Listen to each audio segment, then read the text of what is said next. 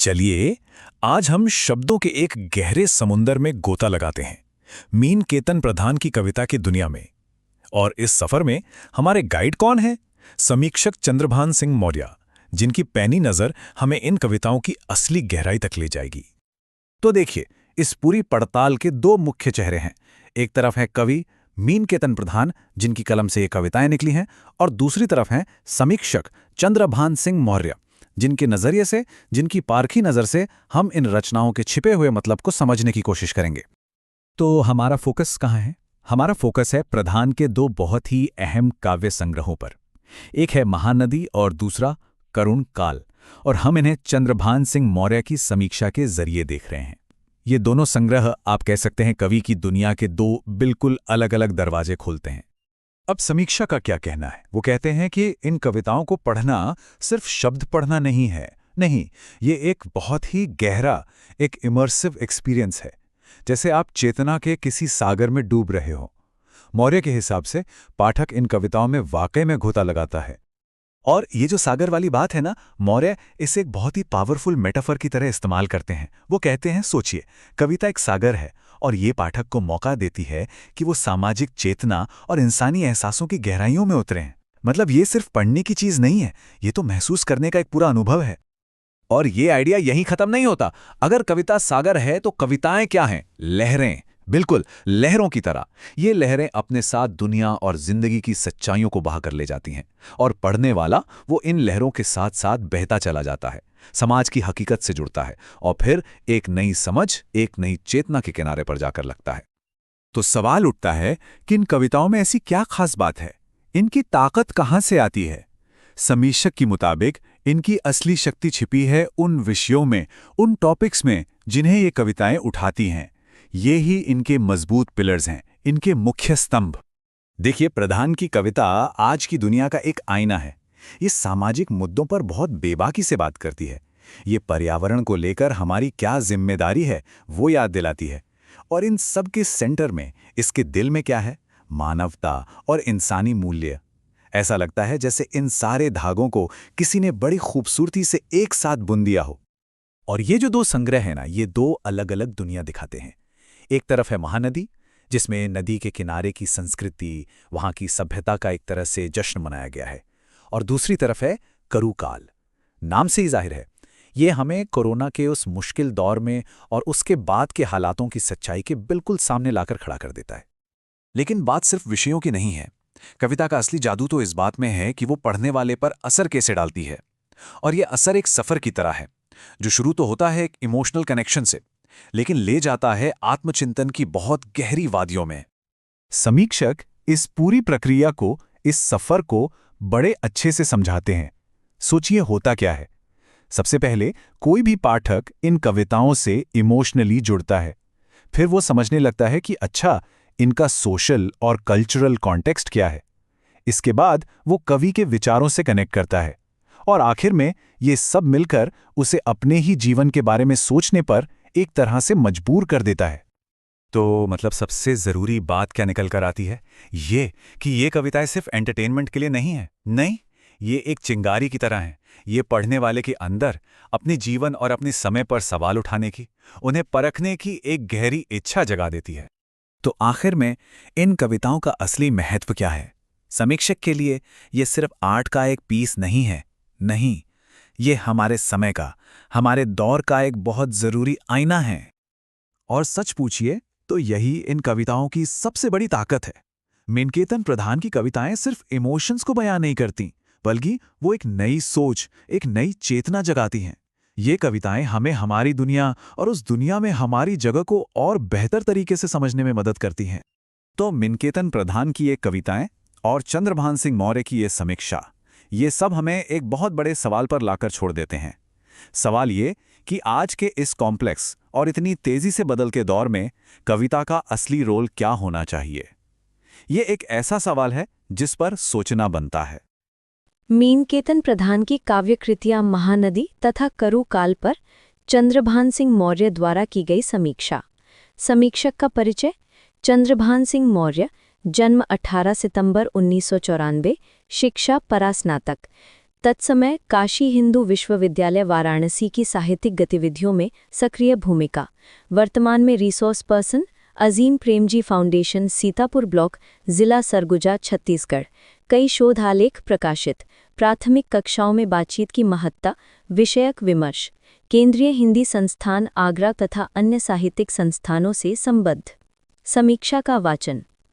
Doctor Meenketan प्रधान की काव्यकृति महानदी और करु काल से गुजरते हुए पाठक को सामाजिक चेतना और मानवीय संवेदनाओं के सागर में गोते लगाने का मर्म पता चलता है। जगत जीवन की सच्चाई के साथ आपने अपनी कविताओं में सामाजिक संदर्भों के गहरे अनुभवों को लहर की भांति निरंतर प्रवाहित करने की श्रृंखला से पाठक को साथ लेकर किनारे तक पहुंचने की चेतना से भी जोड़ा है। महानदी में शामिल कविताएं पढ़ते हुए ऐसा महसूस होता है कि ये कविता हमारे जीवन जगत, मानवीय व्यवहारों को प्रस्तुत करती हैं। अपने आसपास के परिवेश और पर्यावरणीय चेतना को भी भविष्य में लगातार जोड़े रहने की समझ पैदा करती हैं।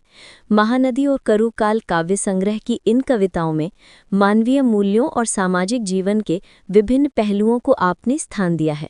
कोरोना काल के दौरान और उसके बाद की परिस्थितियों के प्रभाव को इन कविताओं में अनुभव किया गया है।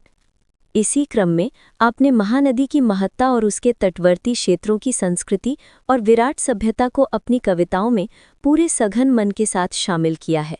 इन कविताओं से मुलाकात करते हुए हम स्वयं को लगातार आकर्षित होने के भावों को महसूस करते हैं। कविता के भीतर समकालीन विषयों को स्थान देना अत्यंत ज़रूरी पहल है। आपकी कविता में समकालीन विषयों को भी स्थान प्राप्त है, जैसे कि सामाजिक मुद्दे, पर्यावरण और मानवता, जिसे समानांतर रूप में आसानी से एक साथ इन कविताओं में देखा जा सकता है। कविता पाठकों को भावनात्मक रूप से जोड़ती है और उन्हें इसके महत्व को समझने में मदद करती है।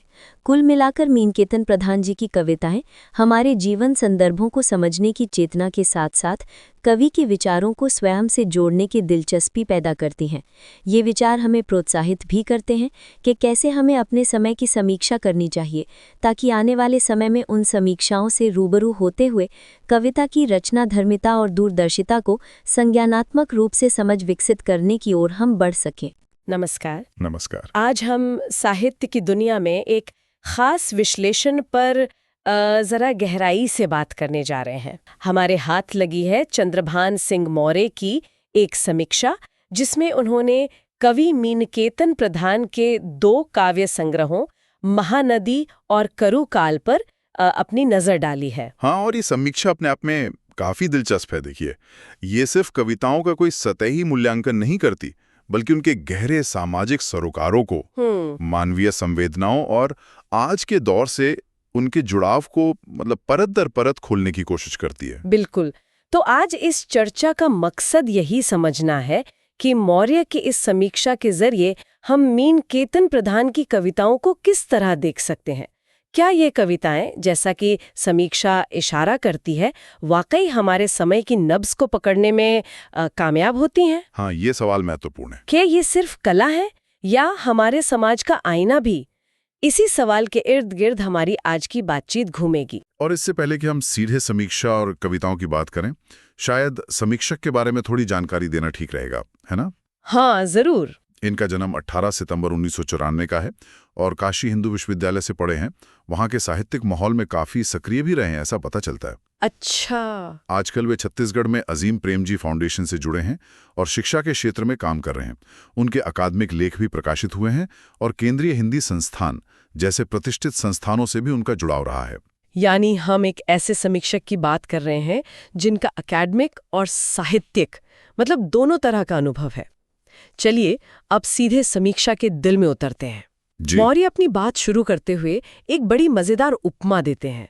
वो कहते हैं कि प्रधान की ये कविताएं पाठक को सामाजिक चेतना और मानवीय संवेदनाओं के सागर में गोते लगाने का मौका देती हैं। ये सिर्फ पढ़ने की चीज नहीं, बल्कि अनुभव करने की यात्रा है एक तरह से। हाँ, और ये गोते लगाने वाली बात ये बहुत महत्वपूर्ण है। मौर्य का तर्क है कि कवि ने अपने गहरे सामाजिक अनुभवों को किसी शांत झील की तरह नहीं, बल्कि एक नदी की लहर की भांति। अच्छा, लहर की भांति। हाँ, लहर की भांति निरंतर प्रवाहित किया है। यहाँ ठहराव नहीं है, गति है। और ये लहरें सिर्फ गुजर नहीं जाती, बल्कि पाठक को अपने साथ बहाकर किनारे तक ले जाने की कोशिश करती हैं। किनारे तक। जी, ये एक सक्रिय प्रक्रिया है जिसमें पाठक सिर्फ दर्शक नहीं बल्कि सहभागी बनता है। ये सहभागी बनने वाली बात दिलचस्प है। इसका मतलब है कि कविता पाठक से कुछ करने की उम्मीद रखती है, सिर्फ महसूस करने की नहीं। हाँ, कुछ ऐसा ही। समीक्षा का इशारा इसी तरफ है कि कविता पाठक में एक चेतना जगाती है, अपने आसपास के जगत, जीवन की सच्चाई को देखने की, उसे समझने की। ये एक तरह से पाठक को जगाने का काम करती है। अब अगर हम पहले संग्रह महानदी की तरफ बढ़ें तो ये चेतना और भी स्पष्ट होती है। महानदी, नाम से ही लगता है कि इसमें प्रकृति और खासकर नदी का बड़ा स्थान होगा। समीक्षा इस बारे में क्या कहती है? क्या ये सिर्फ नदी के सौंदर्य का वर्णन है? नहीं, बिल्कुल नहीं। देखिए, सौंदर्य वर्णन तो है, लेकिन मौर्य बताते हैं कि ये कविताएं उससे कहीं आगे जाती हैं। अच्छा। वे हमारे रोजमर्रा के जीवन, हमारे आपसी रिश्तों, बर्ताव और हमारे चारों तरफ के माहौल का खाका खींचती हैं। लेकिन इसमें एक खास बात है जिस पर समीक्षा जोर देती है, वो है पर्यावरणीय चेतना को भविष्य से जोड़ने की समझ। ये थोड़ा और समझाएंगे? पर्यावरण की बात तो आजकल बहुत होती है, इसमें मतलब क्या खासियत है? खासियत ये है कि समीक्षा के मुताबिक प्रधान की कविताएं सिर्फ आज के पर्यावरण संकट का रोना नहीं रोती, वो सिर्फ समस्या नहीं गिनाती। वे इस चेतना को आने वाले कल से जोड़ती हैं। ये एक तरह की जिम्मेदारी का एहसास कराती हैं कि हमारे आज के कर्मों का असर भविष्य पर क्या होगा। अच्छा, ये गहरा है। जी, ये सिर्फ समस्या का चित्रण नहीं बल्कि समाधान की ओर एक नैतिक संकेत भी है, ऐसा समझिए। मौर्य मानते हैं कि ये पहलू प्रधान की कविता को समकालीन लेखन में एक विशिष्ट स्थान देता है। और खुद महानदी नदी का क्या किरदार है इसमें? क्या वो सिर्फ एक प्रतीक है या उसका वास्तविक सांस्कृतिक महत्व भी उभरता है? समीक्षा कहती है कि कवि ने महानदी को सिर्फ एक भौगोलिक इकाई के तौर पर नहीं देखा। उन्होंने पूरे सघन मन के साथ, ये समीक्षा के ही शब्द हैं, उस नदी की ऐतिहासिक महत्ता पूरे सघन मन के साथ। हाँ, मतलब पूरी शिद्दत से उसके किनारों पर पनपी संस्कृति, वहां की पूरी सभ्यता को अपनी कविताओं में समेटा है। ये नदी महज पानी का बहाव नहीं बल्कि जीवन का, संस्कृति का, इतिहास का प्रवाह बन जाती है। तो ये गहराई और जुड़ाव ही शायद पाठक को खींचता होगा। जैसा कि समीक्षा में भी जिक्र है कि पाठक इन कविताओं से गुजरते हुए खुद को लगातार आकर्षित महसूस करता है। निश्चित रूप से। देखिए, जब कोई रचनाकार इतने गहरे मन से किसी विषय से जुड़ता है ना, तो उसकी ईमानदारी और उसकी दृष्टि पाठक तक पहुंचती है। हाँ, ये बात तो है। पाठक वो जुड़ाव महसूस करता है क्योंकि उसे लगता है कि ये सिर्फ शब्द नहीं है बल्कि भोगा हुआ यथार्थ है जिसे कलात्मक रूप दिया गया है। और यही जुड़ाव हमें दूसरे संग्रह करुकाल में एक अलग रूप में मिलता है। करुकाल, हाँ, नाम से ही एक मुश्किल दौर का अंदाजा लगता है। समीक्षा इसे किस संदर्भ में देखती है? समीक्षा बताती है कि ये संग्रह खास तौर पर कोरोना काल और उसके बाद के समय की छाया में रचा गया लगता है। इसने उस दौर की बेचैनी है, अनिश्चितता है, मानवीय त्रासदी की गूंज है, वो सब सुनाई देता है। लेकिन ऐसा नहीं है कि ये सिर्फ उसी एक घटना तक सीमित है। मौर्य रेखांकित करते हैं कि प्रधान के दोनों संग्रहों में मानवीय मूल्यों और सामाजिक जीवन के अलग अलग पहलू लगातार मौजूद रहते हैं। यानी करुकाल सिर्फ कोरोना का दस्तावेज नहीं है बल्कि उस दौर के बहाने बड़े मानवीय सवालों से जूझता है। इस समय में इंसानियत के सामने खड़े हुए सवाल हों, ये सारे विषय उनकी कविताओं में एक साथ चलते हुए दिखाई देते हैं। एक साथ चलते हुए, इसका मतलब है कि विषय अलग अलग कविताओं में आते हैं या एक ही कविता में कई सारे मुद्दे गुंथे होते हैं? समीक्षा कहती है कि इन्हें समानांतर रूप में आसानी से एक साथ देखा जा सकता है। ये बड़ी दिलचस्प बात है। हाँ, ये तो है। इसका मतलब है कि कवि जीवन को टुकड़ों में नहीं देखता। वो समझता है कि सामाजिक, पर्यावरणीय और व्यक्तिगत मुद्दे असल जिंदगी में एक दूसरे से जुड़े हुए हैं, एक दूसरे को प्रभावित करते हैं। बिल्कुल। और यही जटिलता, यही समग्रता उनकी कविताओं में झलकती है। ये कवि की उस क्षमता को दिखाता है जहां वो जीवन की उलझनों को उनके संपूर्णता में पकड़ने की कोशिश करते हैं। ये तो हुई कवि की दृष्टि की बात, लेकिन पाठक के स्तर पर इन कविताओं का क्या असर होता है? समीक्षा के अनुसार पाठक इनसे कैसे जुड़ता है?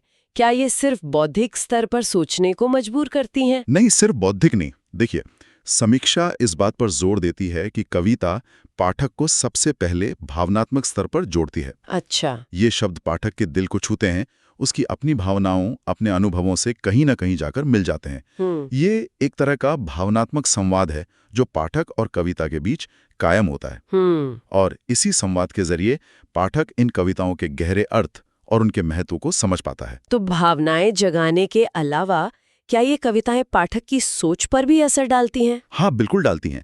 भावनात्मक जुड़ाव के साथ साथ मौर्य के विश्लेषण के अनुसार ये कविताएं पाठक में अपने जीवन के संदर्भों को, अपने आसपास की दुनिया को समझने की एक नई चेतना विकसित करती हैं। नई चेतना। जी, वो उसे परिचित मतलब जो स्थापित नजरिया है उससे हटकर सोचने पर मजबूर करती हैं। ये सिर्फ दुनिया का चित्र नहीं दिखाती, बल्कि दुनिया को देखने का एक नया चश्मा देती हैं, यूं कहिए। और समीक्षा में एक और बहुत रोचक बात कही गई है कि ये कविताएं पाठक में कवि के विचारों से स्वयं को जोड़ने की दिलचस्पी पैदा करती हैं। हाँ, ये थोड़ा अनूठा विचार है। इसका क्या मतलब है? हाँ, ये दिलचस्प है। इसका मतलब यह है कि पाठक सिर्फ कविता पढ़कर उसे एक तरफ नहीं रख देता।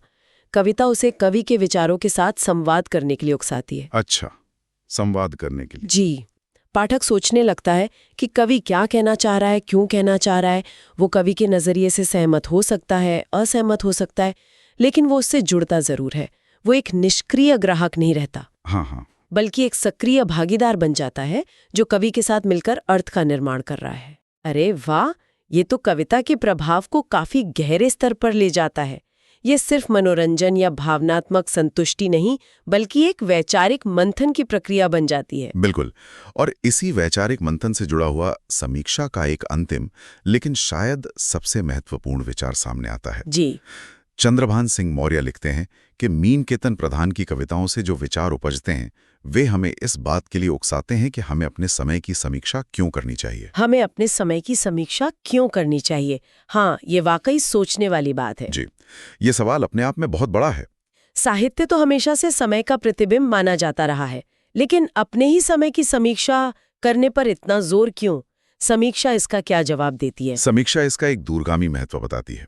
मौर्य का तर्क है कि जब हम आज की कविता और उस पर हो रही आलोचना यानी समीक्षा को देखते हैं तो हम दरअसल भविष्य के लिए कुछ सहेज रहे होते हैं। भविष्य के लिए कैसे? देखिए, आने वाले समय में जब लोग पीछे मुड़कर हमारे दौर को समझने की कोशिश करेंगे तो ये कविताएं और ये समीक्षाएं उनके लिए खिड़की का काम करेंगी। यानी ये भविष्य के इतिहासकारों या साहित्य के विद्यार्थियों के लिए एक स्रोत बनेंगे। स्रोत तो बनेंगे ही, लेकिन समीक्षा इससे भी आगे की बात करती है। वो कहती है कि इन समीक्षाओं से गुजरकर भविष्य के पाठक या अध्येता उस दौर की कविता की रचनाधर्मिता, हाँ, यानी उसकी रचनात्मकता, उसकी कलात्मकता, उसका अंदाजे बयां और उसकी दूरदर्शिता, यानी उसकी आगे देखने की क्षमता, भविष्य को भांपने की सलाहियत, इन दोनों को समझ पाएंगे। ये सिर्फ जानकारी नहीं होगी, बल्कि एक संज्ञानात्मक समझ विकसित होगी। संज्ञानात्मक समझ मतलब एक गहरी विश्लेषणात्मक समझ के उस समय के लोग कैसे सोचते थे, महसूस करते थे, दुनिया को कैसे देखते थे। हाँ, बिल्कुल यही। वो समझ पाएंगे कि उस वक्त के कवि और समीक्षक अपने समय की चुनौतियों, उसकी उम्मीदों, उसकी तकलीफों को किस नज़र से देख रहे थे। उनकी सोच कितनी गहरी थी, उनकी नज़र कितनी दूर तक जाती थी। इस लिहाज से आज लिखी जा रही कविता और उस पर हो रही समीक्षा दोनों मिलकर भविष्य के लिए हमारे समय का एक बौद्धिक और भावनात्मक नक्शा तैयार करते हैं। तो अगर हम इस पूरी बातचीत को समेटने की कोशिश करें तो चंद्रभान सिंह मौर्य की समीक्षा के आईने में मीनकेतन प्रधान की कविताएं सिर्फ व्यक्तिगत अभिव्यक्ति नहीं है। नहीं, बिल्कुल नहीं। वे सामाजिक चेतना, मानवीय अनुभवों की गहराई, प्रकृति के साथ एक जिम्मेदार रिश्ता और हमारे आज के समय के ज्वलंत मुद्दों का एक मिला-जुला सशक्त प्रतिबिंब पेश करती हैं। सही कहा। और ये प्रतिबिंब स्थिर नहीं है, ये पाठक को भावनात्मक रूप से छूता है, उसे सोचने पर मजबूर करता है और कवि के साथ एक संवाद में शामिल होने के लिए प्रेरित करता है। ये कविताएं पाठक को अपने जीवन और अपने समय को ज्यादा गहराई से समझने का एक औजार देती हैं। और खुद ये समीक्षा भी हमें एक कदम पीछे हटकर सोचने पर मजबूर करती है। बिल्कुल। ये याद दिलाती है कि साहित्य, खासकर कविता और उसकी आलोचना कितनी जरूरी है, न सिर्फ आज को समझने के लिए, जी बिल्कुल, बल्कि आने वाले कल के लिए हमारे समय की विरासत को सहेजने के लिए भी। बिल्कुल। और यहीं से शायद हमारे श्रोताओं के लिए एक विचारणीय बिंदु निकलता है जिस पर वे खुद सोच सकते हैं। हाँ, जरूर। इस पूरी चर्चा और समीक्षा के आलोक में जरा सोचिए, आज के इस बेहद उलझे हुए तेज रफ्तार वाले दौर में जहां एक तरफ तकनीकी तरक्की है, वहीं दूसरी तरफ मानवीय संवेदनाएं दबाव में हैं और पर्यावरण का संकट गहराता जा रहा है। ऐसे में साहित्य और खास तौर पर कविता हमारे लिए क्या मायने रखती है? ये गहरा सवाल है, यकीनन। और इसी से जुड़ा एक और पहलू है, क्या इस तरह की कविताएं जो अपने समय से सीधे टकराती हैं और उन पर होने वाली इस तरह की गंभीर समीक्षाएं हमें सिर्फ महसूस करने या सोचने तक ही सीमित रखती हैं? अच्छा सवाल है। या वे हमें अपने समय का, अपनी परिस्थितियों का ज्यादा आलोचनात्मक नजरिए से मूल्यांकन करने के लिए भी उकसा सकती हैं? क्या ये हमें महज खबरों के उपभोक्ता या घटनाओं के मूक दर्शक बने रहने के बजाय अपने समय के साथ ज्यादा सक्रिय रूप से, ज्यादा जिम्मेदारी से जुड़ने की प्रेरणा दे सकती हैं? हाँ। इस पर विचार करना शायद आज की जरूरत है।